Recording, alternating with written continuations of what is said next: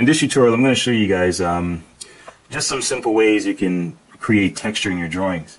Before I start, I'll point out three things that are really important in creating texture, and that's well, realistic texture. Like if you're drawing a three-dimensional object, and you have to pay attention to the value. Right? That's very important.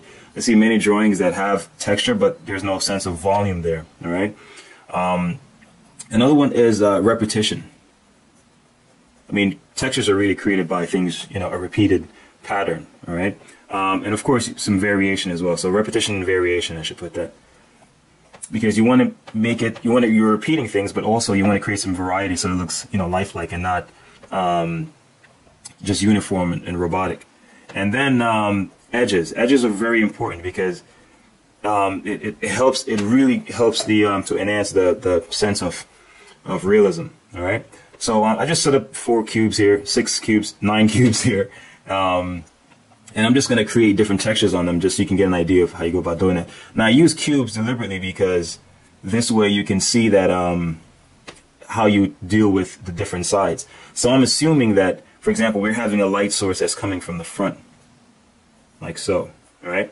So we're going to make one side that's going to be in deep shadow and one that's going to have a lighter value, and then the front face is going to be the lightest, all right? So I'm pretty much going to make, you can see my pencil drawings here, I kind of like indicated the type of texture I'm going to create, and I'm going to make this one little wood-like, all right? So first thing I'm going to do is I'm going to use these lines, and they're just going to emphasize the, so what I've done here basically is just separate the different sides in terms of value. So this would be the darkest side, the lightest, and the next one in the middle. All right, and then it's just I'm gonna create like a wood-like texture on this one. So as I said, it's really about repeating lines and so on. You do the same thing on here. So even though it has those lines, it doesn't really matter. All right.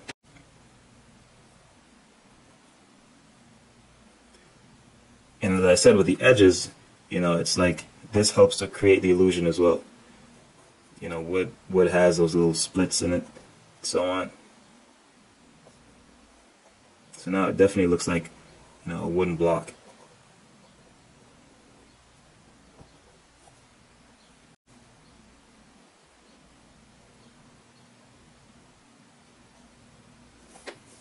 See, it's that simple. Once you repeat, because the eyes can be fooled really easily, so once you repeat something, we just naturally perceive it in a certain way.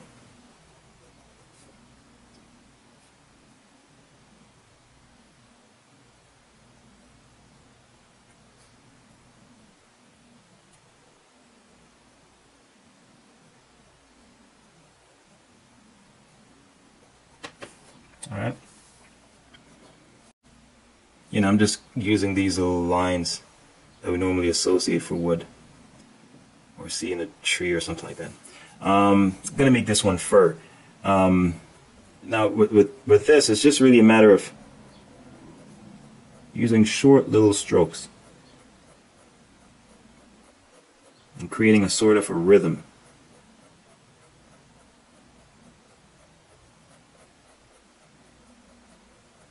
Now notice I didn't draw any borders here because I'm going to keep it broken. It makes it more realistic.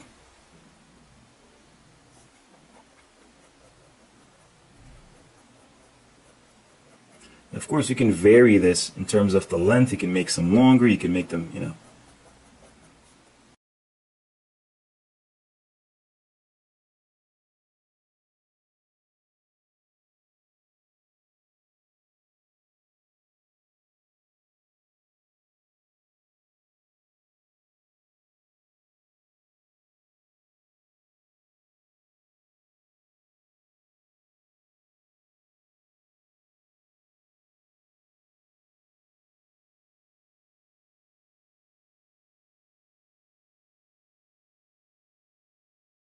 See, so I've distinguished you still feel the sense that it's a cube. This side is darkest, this side is the middle, and this one is the lighter side. All right, and that's the whole idea, to create realistic textures.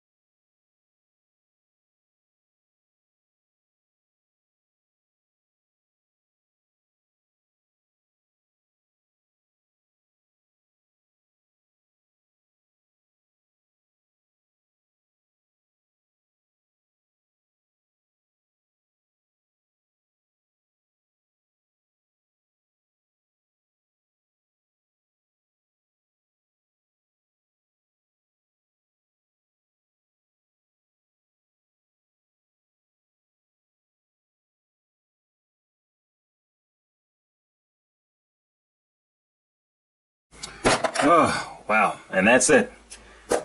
So, see, creating different textures, and that's pretty much it. You know, you're repeating and varying, and but it's important to keep the values separated. All right. So areas that are in shadow should be not as clear. It should be darker overall, and should be somewhat blurred. You can't really make it out, you know, as things are which are in shadow, right?